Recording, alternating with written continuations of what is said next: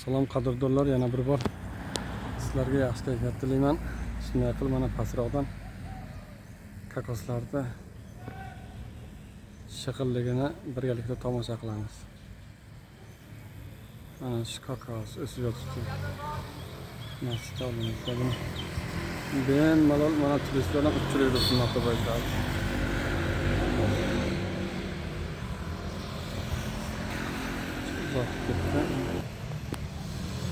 Hammasi shag'al hosil qilgan, mana bunisi ham hattoki buni shunday uzib turib tashlash bolticha bilan to'rt tomonini kesib turbachani bichib ketilaveradi.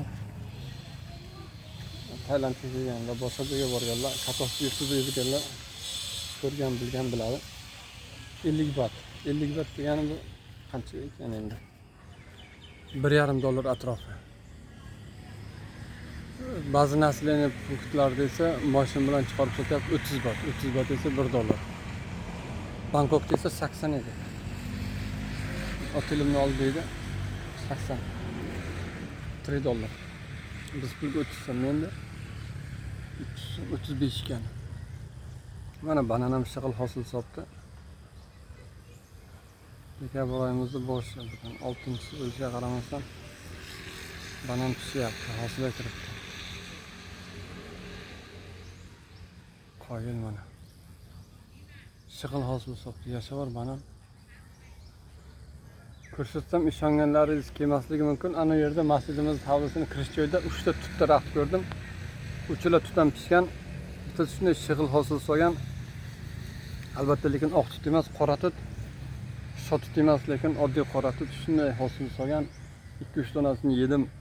Yeyiladigan darajada bo'lgan, lekin 3 hafta bo'lib pishishiga 3 haftada shunday shag'al hosil soladi. Birgani 28-dekabrda перед Новый год yerda pishar ekan, tut mavsum bo'lar ekan, shag'al hosil kirar ekan. Mana shu daraxtdan, xuddi shu daraxtdan bo'lsa kerak. Yoki bo'lmasa bu ananas ekan. Ananas ham ko'p o'sar ekanda. Asosiy men sizlarga ko'rsatmoqchi bo'lgan narsam boshqa narsa. Sizlarga dunyoda 24 soat yilda 12 oy ochiq turadigan masjidni ko'rsatmoqchiman. Ochiq turadigani shundaki, darvozasi ham yo'q, hatto kalitka ham yo'q. Boshqa masjidlarni ko'rganman.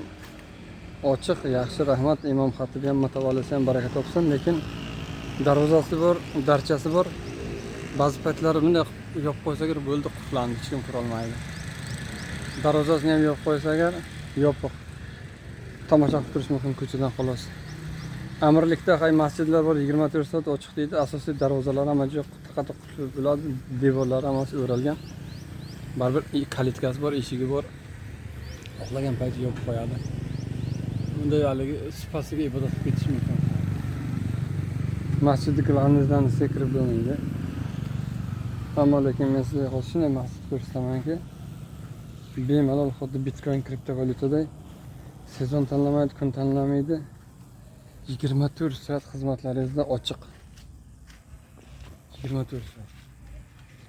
Kecha kunduz tahajjud o'qib ibodat qilaman desam, soat 2da keladi. Kunduzgi 5 vaqt namoz o'qishlaman desam, marhamat. Glavni darvoza yo'q. Bu kalitka yo'q. 3-dan bemalol ochiq dasturni. Xuddi shu masjidimizni mana hozir ko'rsataman. Mana bu kirish joyi, mana mahallaga chiqib ketyapti. O'zingiz ko'rib turibsizlar, na kalitka, na darvoza, na boshqa narsa, hech narsa yo'q. Ochiq qo'ydim. Demak, masjidimizning hovlisi, ostonasi xuddi shu joydan boshlandi. Masjid ostonasi boshlandi. Mana bu ICE operatorining haligisi bor ekan, ofischasi. ICE bu MTSda. Как MTS. Eng yaxshi operatorlardan biri sim karta sotadi. 7 kunlik sim kartasi 200 baht, это $7 за 7 дней, 30 gigabayt internetim. Internet mashina ishlar juda ham ICE kuchli ekan. 4 ta operator bor bu yerda, 4 ta operatordan bittasi mana shu ICE Kiber. Harika. Oyligi esa $15-20. Mayli, mavzudan chiqib ketmaylik, mana marhamat. Shunday qilib masjidimizga keldik. Mana masjid hovlisi. Bog'roq. Mana masjid qo'shnisi, bir devor qo'shnisiga havas qildim. besh vaqt namozga chiqib turadi. Qanday shansli odam chiqmayotgan bo'lsa agar Alloh taolo nasib qilsin deb qoldim endi. Hidayat qilsin. Mana Masjid Fulau Malayu. Mana arabchasini o'qidim, pastdagisi esa o'zlarini davlat tilida yozilgan. Buni endi o'rganganlar o'qiydi. Masjidimizga kiramiz masalan mana. Minoramiz.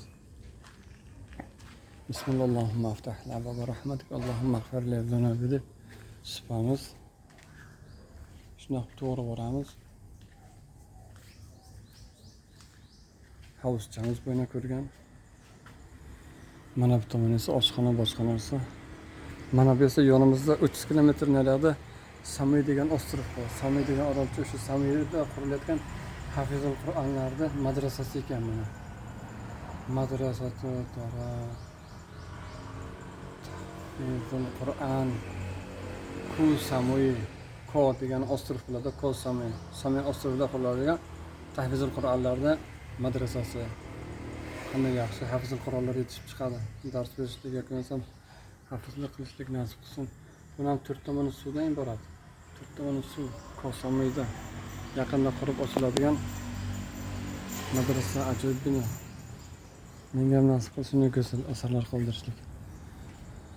Mana bu joyda to'rat qilishda shart-sharoitlarni ko'rsatib o'rgatib qo'yibdi, tartiblari, uslublari. Bu tomonda ayollar xonasi bor, tabiiyki. O'tirib shaxmat o'ynaysizlarmi, boshqa qilasizlarmi?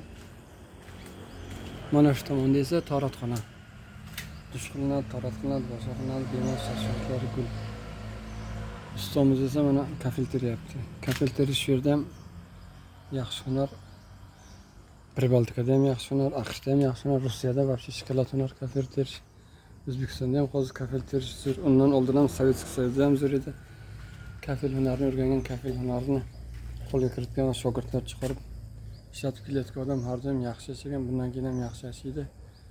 Uyida mashinasi, oltini, hamma narsasi bo'ladi. Ikki etажli kotteji. Shart-sharoitlari go'l, xotin bola chaqasi bilan baxtli saodatli yashab, chet ellarda sayohat qilib yuraveradi. Demak, kafil terish santexnik o'rganilgan. Ajoyib hunar, sochimga qolmaydigan. Santexnika, kafil bu zo'r populyarni oson yengilish. Koreyada ham zo'r edi. Koreyada shika turishdan ham yaxshi pul topasiz. Shika turish 150-350 olsa agar kafilchi 500 olasizdi. 500 ming won degani bu $450 edi o'sha payti. Bizda mardkorlarga kelsa 130 berardi. Shu 130 ga quvonib xursand bo'lib yurardik. $110 atrofi bo'lsa, kafilchilik esa 500 oladi. Mana shunaqa gaplar. Hammaga yaxshi kayfiyatlar tilayman. Vaqtlaringiz bo'lsa marhamat qilinglar. Aytganday masjid ichkarida ham yozuv bor. Uni ham ko'rsatib qo'yaymi? Masjidimiz ichida ham yozuv bor ekan. Salom masjid merhaba. Bismillah Allohumma aftah va rahmat. Allohumma ighfir li zunubi. Quyosh charaqlab chiqib yotibdi. 7-dekabr. Mana shu yerdan ko'rsatib, tomonda quyosh bor. Ko'rinmasligi mumkin. Inglizchasiga yozib qo'yibdi, mana yaqinlashtiraman. Arabchasida mana Masjid Fulau Malayu. Demak, mahallaning oti Malayu bo'lsa kerak yoki bo'lmasa bir imom xatib o'tgan bo'lsalar shu masjidni qurgan Fulau Malayu. Fulau Malayu ekan. Lekin Pokistonda P deb o'tib ketadi filmda. Arab alifbosida P yo'qligi uchun F'ni qo'ygan. Pokistonda o'sha F deb o'qiladimi? O'taki odam terlatyapti, qizib ketyapti odam, subhanalloh. Dekabr oyi bo'lishiga qaramasdan oshnamiz kerak bo'lsa bitta ko'ylakdalar. Quyosh charaqlab chiqib yotibdi. Mana ajoyib gul ekan. Xushbo'yligi bormi? Bir ko'raylikchi birgalikda. Juda gullar ko'p, ba'zi bir gullarning aromati haraqa muhtasham. Xuddi Coco Chanel'da o'shanda ishlab chiqarayotgan unday aromatiga ega ba'zilari. Buni chiroyli ekan, yomon emas, chakki emas. Aromati ham chuchuk bor.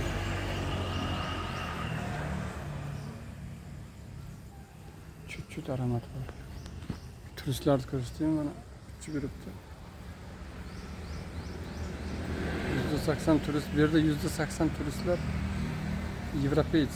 Fransiya, Italiya, nisbatan Shveysariya, ishqilib shu tomon. Juda ko'p fransuzlar ekan, fransuzlar juda ham ko'p.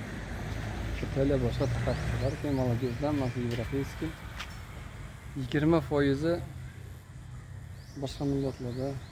Ularda ishda ham ruslar bor, ruslar. Bitta Natashalar, keyin Vasil Petrovich, Andreylar ko'rinyapti. Ruslar bor, ruslar bilan gaplashdim. Belarus ham bo'lishi mumkin.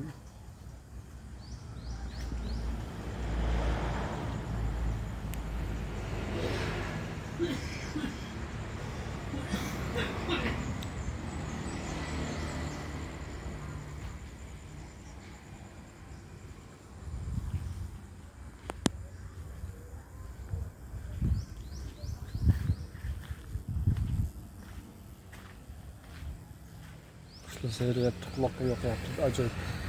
Sizlar ham tinglangizlar, balki ma'qul bo'ladi.